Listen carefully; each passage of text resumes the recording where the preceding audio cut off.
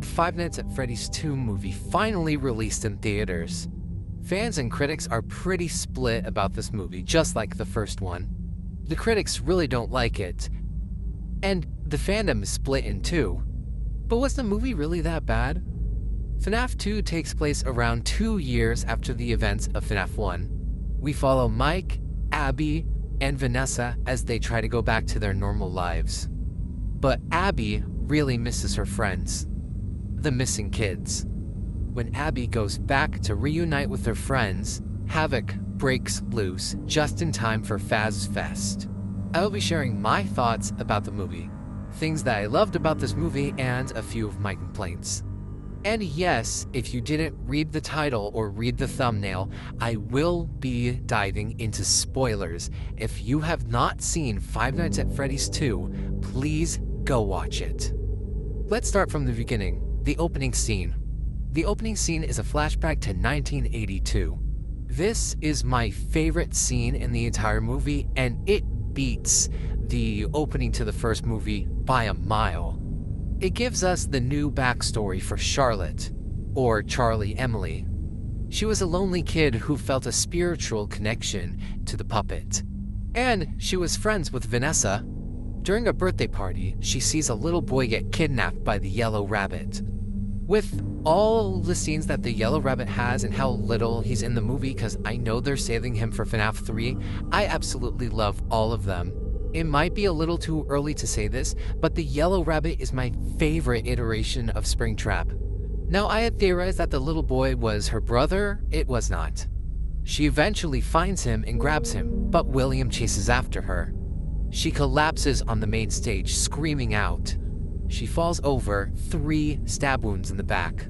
This shocked me because I didn't actually think that they were gonna show this. And also the adults being absolute meanies to Charlotte. I'm gonna say this now, her rage is completely justified. She falls through the chopped door that the puppet comes out of and lands in her arms. Overall, this was a great way to open the movie. I absolutely loved it. Not to mention that the Five Nights at Freddy's opening theme from the first movie returns. And it has a cool new remix. Audrey Lynn Marie, the actor of Charlotte, did such a good job. I absolutely love her acting as the puppet. Another positive thing that I want to talk about for this movie is the design of the animatronics. Again, they are insanely accurate. In a behind-the-scenes video, I'm pretty sure they mentioned that they got their hands on the original files used for FNAF 2 and used them to make the animatronics. Speaking of the animatronics, let's also talk about their voices. Like I said in the previous video, Toy Bonnie is voiced by Matthew Patrick, or Matt Pat from Game Theory. Toy Freddy is voiced by Kellen Goff, who has voiced so many characters over this franchise, including Funtime Freddy, the daycare attendants, Arnold, and Foxy in the first movie.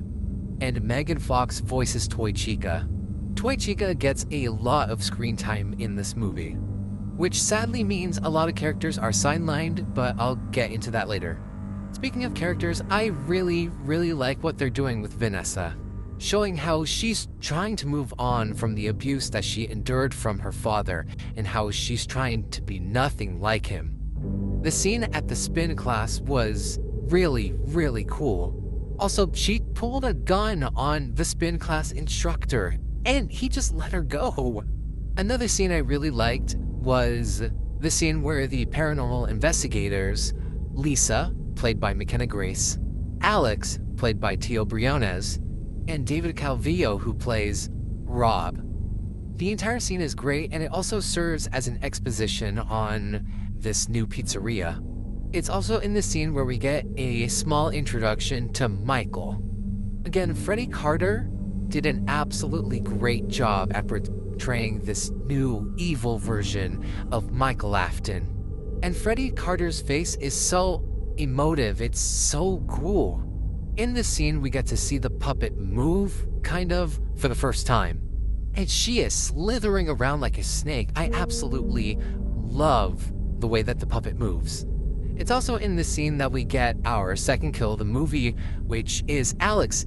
He gets to ripped to shreds by Mangle, and seeing the body parts fall through part of the camera was a really cool shot.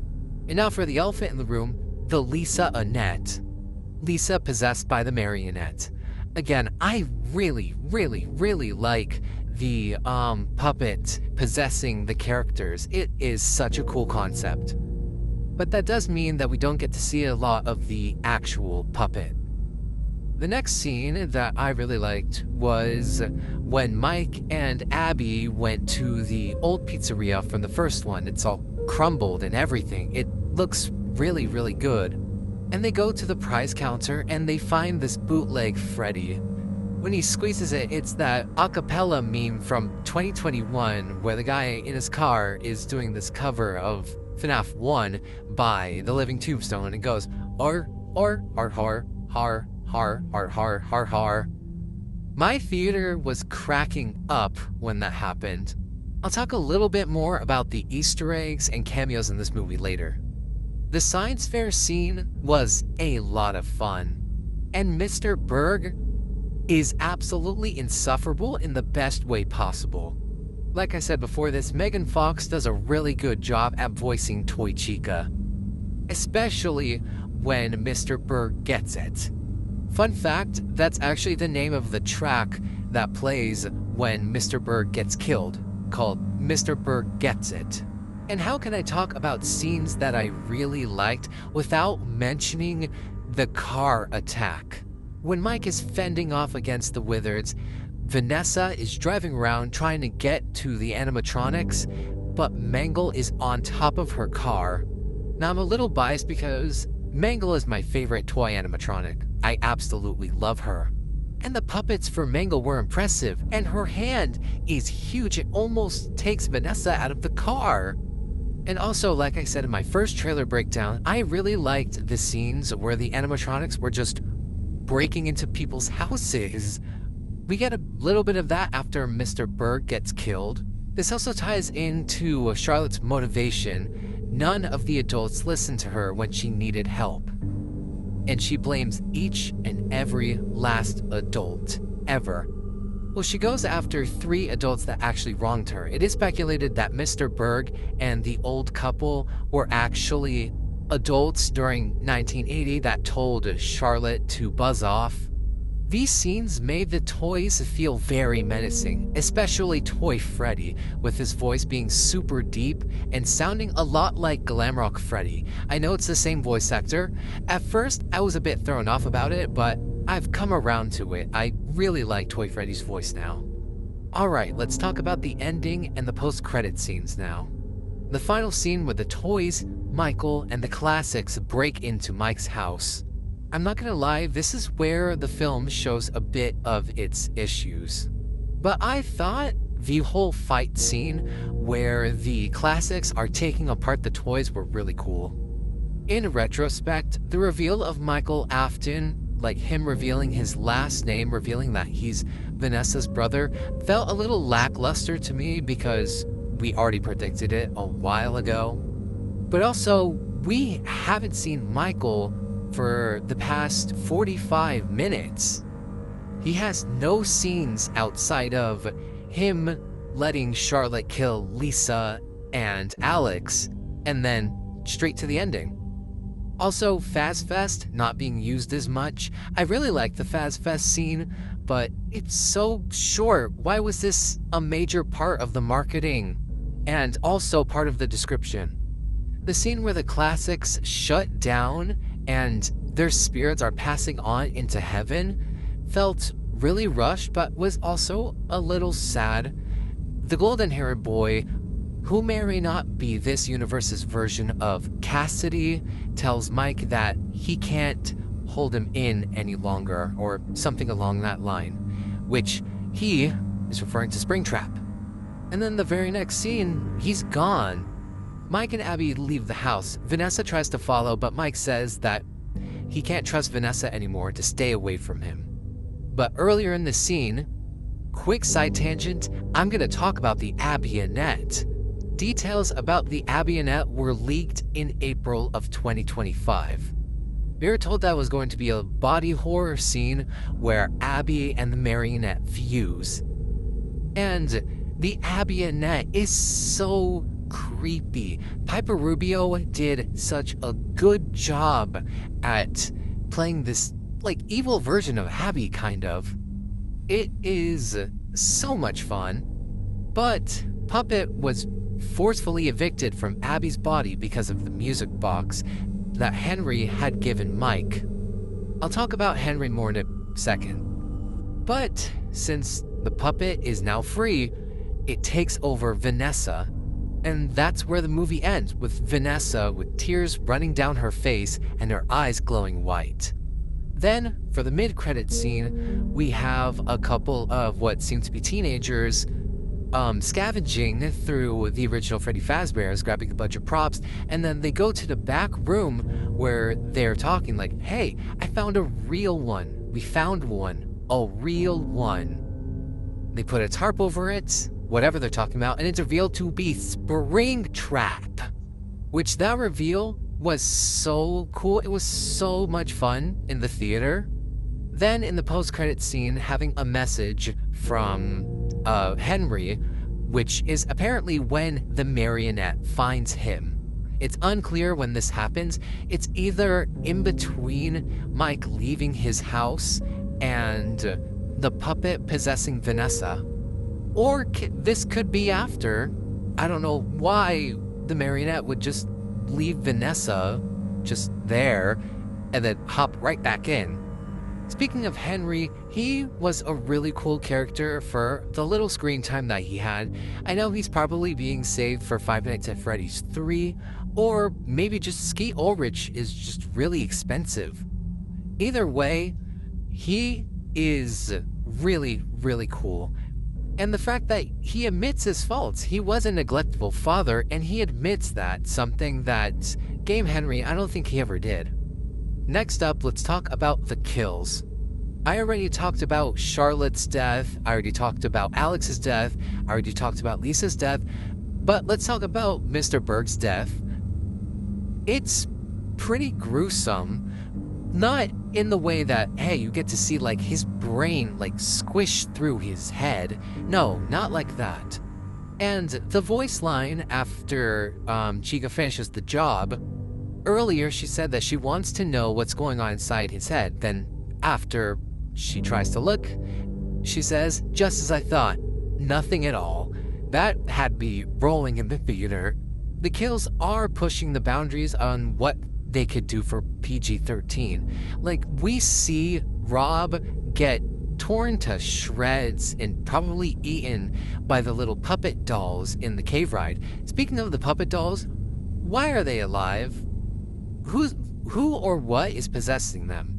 I think they're supposed to be a little bit like the mini Renas from Sister Location. Next up, cameos and Easter eggs. So the cameos for this movie were Candy the Cat, which I predicted, and Pop Goes on arcade machines in the original Freddy Fazbear's Pizza from 1982. And in Vanessa's Nightmare, another scene that I really, really liked. When Vanessa is hiding in the workshop, she hides behind this clothing rack thingy. That's what it looked like. And she looks up on her right, and it's just Circus Baby. I know I said that it makes a little bit of sense for her to be there, at least for the game timeline, but not for the movie timeline. I've seen some people interpret this as an example as an Afton that stepped out of line, since her eyes are green, which means she is possessed. And I can't believe that they did all of that for 5 seconds of screen time for her. It's really impressive, and reportedly, she's around 7'4". Another cameo that happened when Mike is fending off against the withered animatronics, we see Shadow Bonnie for 2 frames. I noticed it immediately, and I stood up in my seat like, did you see that? Did you see that? Apparently everyone did, because everybody started cheering afterwards. I'm gonna talk a tiny bit about the jump scares. Almost all of them got me good. Like, I jumped out of my seat at most of them, especially the puppet jump scares. when the Lisa net flies towards the screen, and when the puppet breaks out of Toy Chica's torso and flies towards Abby. It was so loud in that theater, it made me jump, like fly out of my seat. Also, apparently, the toy animatronics are spring-lock suits. It doesn't get elaborated, though. And that's every single positive thing that I have to say about this movie. Alright, sadly, now I gotta talk about the things that I didn't like about this movie. This is all for constructive criticism, because I know that they were listening to a lot of the criticism from the first movie, how it wasn't scary enough, not enough jump scares, and then applied that to the second movie. But some of these are kind of nitpicky. I'll start with the lower ones first, and then work my way up to things that annoy me. Firstly, the writing for the movie is a little cheesy. Even Abby points this out. What happened between Scott writing Secret of the Mimic in 2022 to writing the FNAF 2 movie? Cause I want to know what's happening in his head. It's strong in some cases, but really weak in others. Secondly, the pacing of the movie. Once Abby gets to the pizzeria, it goes by so fast. First half of the movie is pretty slow, but then once Abby gets there, the whole thing just speeds by. I feel like the movie could have benefited from 20 minutes added to its runtime so we can have some even pacing here and there. Which leads me to my next point. Some characters feel really underutilized. I know they wanted to focus on Charlotte and the rage that she's carrying from the adults not being able to help her, leading to her death. Charlotte, Vanessa, Toy Chica, they all steal the show for better and for worse. That means a lot of characters do get sidelined. That includes the withered animatronics, or the prototypes as they are referred to in this movie. They get a little short sequence where Mike is trying to disconnect the puppet from the toy animatronics, and they are coming towards the office. But then, after the signal is seemingly disconnected, we don't get to see any more of the withered animatronics. This may be my bias talking, but I really wish that we got more of Withered Bonnie and Mangle. I say bias because they are my two favorites of this game. All that Withered Bonnie does is push open a vent gate and then immediately gets put back in. Mangle, at least she gets a cool chase scene, but the one that it really hurts the most is Freddy Carter's character, Michael Afton. He only gets 2 scenes, the introductory with him plus the paranormal investigators, Lisa, Alex, and their friend. Then, when Mangle and the puppet start to attack, he runs out the pizzeria, says welcome back to Charlotte, and then we don't see him until the climax of the movie. He gets to the Schmidt house, reveals his identity as Michael Afton, and gets knocked out by Jeremiah, and he just runs away. Speaking of the ending, this leads me to my next point. Mike's sudden switch up on Vanessa. I've seen some people try and justify this, but it just feels completely out of nowhere and really out of character for him. I don't know, maybe I'm missing something, but I really didn't like how they handled Mike at the end of the movie. Same with the Ghost Kids. After the classics defeat the toys, they start to power down, and we only get an ominous message from the blonde kid, who may or may not be Cassidy in this universe, saying that they can't hold him down anymore, him referring to Springtrap. And then they just disappear. Also, some of the writing, a lot of it feels like, oh, they said the thing. But yeah, some of it is justifiable, especially with Charlotte's line of, I don't hate you, but you need to stay out of my way. And one of the people breaking into the Freddy's at the post-credits scene saying, we found one, a real one. Also, I talked about this earlier, Fazfest being completely wasted. They did all of that for one scene, and I guess for a couple of the trailers.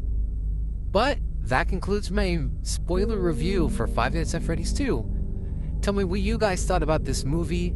I still really liked it. It's around a 4.5 out of 5. The negatives, all the nitpicky negatives, keep it from being a 5. tell me what you guys think about the movie, any theories, any predictions for FNAF 3, which that video will be coming. And I will see you guys later. Bye-bye.